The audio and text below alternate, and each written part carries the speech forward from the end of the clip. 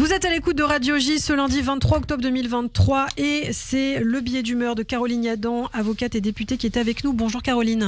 Bonjour Ilana. Merci infiniment d'être avec nous. Vous avez souhaité ce matin revenir sur les messages que vous avez reçus suite au déplacement de votre délégation parlementaire en Israël la semaine dernière.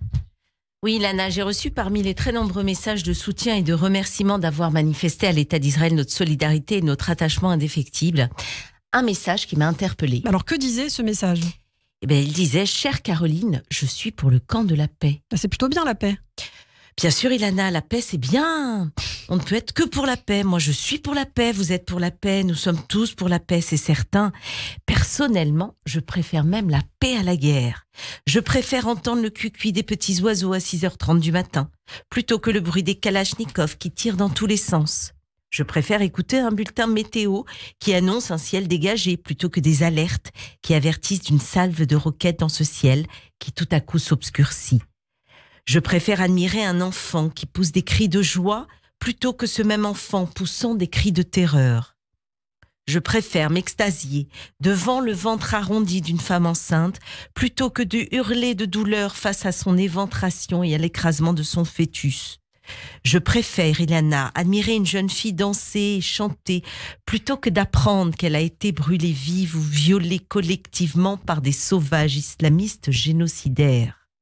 Je préfère savoir nos enfants à l'université plutôt qu'à la guerre ou détenus par le Hamas pour devenir des boucliers humains. Je préfère m'enthousiasmer face à une famille unie dans un kibboutz qui milite pour la paix plutôt que de découvrir le charnier des corps de cette famille enchaînée, carbonisée, enlacée jusque dans la mort. Je préfère visionner ma série préférée sur un écran plutôt que le visage de ces femmes, hommes, enfants, vieillards, bébés, froidement assassinés, égorgés, torturés, guillotinés par des terroristes assoiffés de sang qui vénèrent la mort. Je préfère, croyez-moi, que les Juifs puissent se balader tranquillement, sans crainte d'être attaqués, insultés, battus, plutôt qu'ils soient terrorisés à l'idée d'aller prier à la synagogue, de faire leurs courses dans un supermarché ou de dîner dans un restaurant. Je préfère boire un verre avec mes amis musulmans, avec lesquels je partage les valeurs de tolérance et d'amour du prochain, plutôt que de les entendre à plusieurs milliers soutenir le Hamas en scandant Allahu Akbar, place de la République à Paris. Oui, Ilana, à choisir, je préfère la paix à la violence. Oui, mais voilà, la paix ne peut se concevoir avec des criminels pétris de frénésie meurtrière qui cherchent à vous exterminer. La paix ne peut se concevoir avec ceux dont la charte fascisante ordonne de chasser tous les Juifs et non les Israéliens, de l'actuel Israël, empruntant un vocabulaire antisémite similaire à celui des protocoles des sages de Sion qui a mené au nazisme en Europe.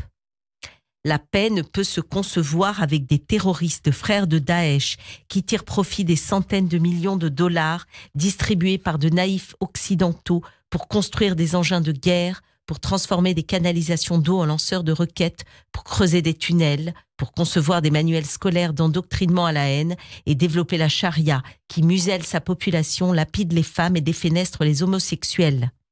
La paix ne peut se concevoir avec ceux qui inversent les valeurs fondamentales en répétant à l'envi que les décisions politiques d'un État démocratique peuvent justifier l'hécatombe de ses habitants et que des crimes de guerre aurait lieu dans les deux camps.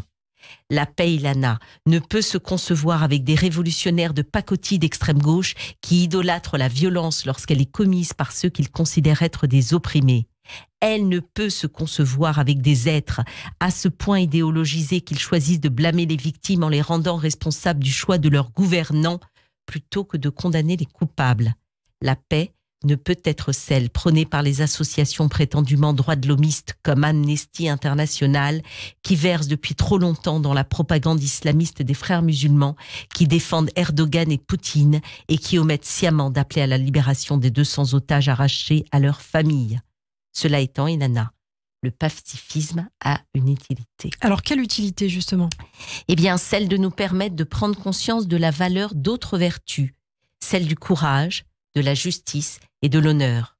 Courage de combattre le naufrage moral et intellectuel de nos ennemis qui posent une cible sur le dos des Juifs. Courage d'agir, toujours à son niveau, quel qu'il soit. Justice, pour que les victimes de cette cruauté ne soient pas mortes pour rien. Justice et pas vengeance. Justice pour éradiquer le mal et permettre aux futures générations de pouvoir vivre paisiblement sur la terre de leurs ancêtres. Honneur enfin. Honneur d'un petit pays qui ne se bat pas pour lui-même, mais pour la survie de la civilisation, de la liberté et de l'humanité. La paix, la vraie Ilana, est à ce prix. Merci beaucoup Caroline Yadan, des mots nécessaires ce matin sur Radio J. Merci beaucoup d'avoir été avec nous. Caroline, donc de retour d'Israël, on apprenait que le président français Emmanuel Macron sera aussi demain en principe en Israël et beaucoup de députés reviennent, c'est vrai, très touchés, très émus de ce qu'ils ont vu. Et justement l'invité de Christophe Barbier ce matin sera Jérémy Patry-Létus, député Horizon du Calvados, qui revient aussi de l'État juif. Merci Caroline et à très bientôt. Merci Ilana, à bientôt. Le 6-9